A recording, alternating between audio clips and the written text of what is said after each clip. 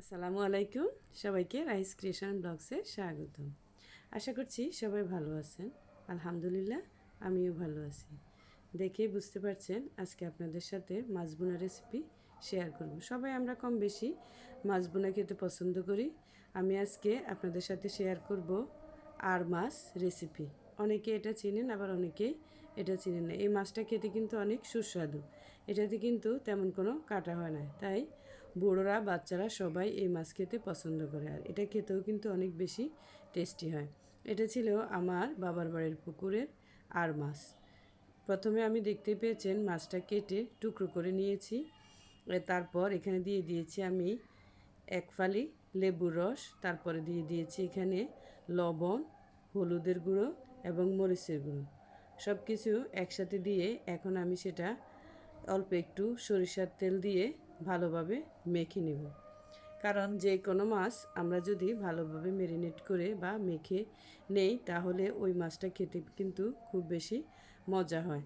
আর আপনারাও চেষ্টা করবেন একটু লেবুর রস দেওয়ার জন্য। আমি মাছ যখন ভাজা করি তখনও কিন্তু লেবুর রস ব্যবহার করি। এতে মনে হয় যেন মাছের স্বাদটা একটু বেড়ে যায়। তারপর দেখতেই পাচ্ছেন আমি হলুদ, মরিচ, লবণ এবং যে তেলটা দিয়েছিলাম সেটা দিয়ে ভালোভাবে মাছটা মেখে নিচ্ছি।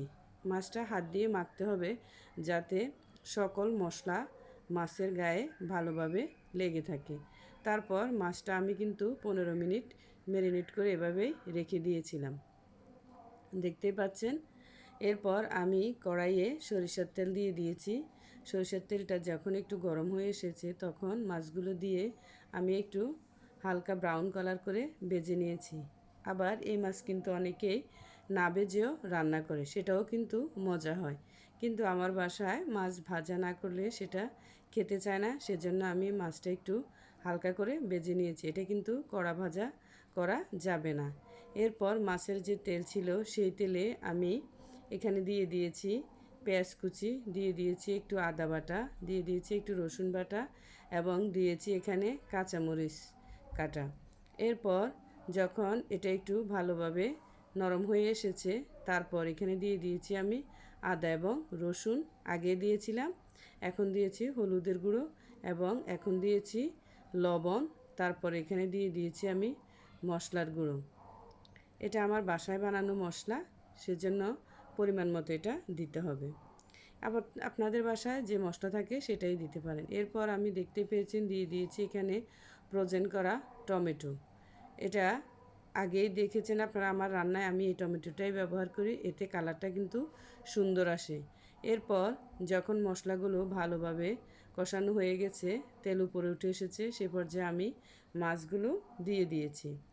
মাছটা দিয়ে দেওয়ার পর দেখতে পাচ্ছেন কালারটা কতটা সুন্দর এসেছে। মাছটাও কিন্তু খেতে অনেক বেশি মজা হয়েছে। আর এই মাছটা আপনারা যদি এভাবে হালকা ভেজে রান্না করেন তাহলে খেতে খুব বেশি মজা হয়।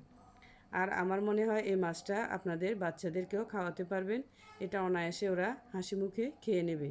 আর আমি যেহেতু মাছটা একটু ঝোল রাখবো, কারণ যেহেতু পুকুরের মাছ তাজা মাছ ছিল, সেজন্য ঝোল দিয়ে মাছ রান্না করলে এটা খেতে ভালো লাগবে।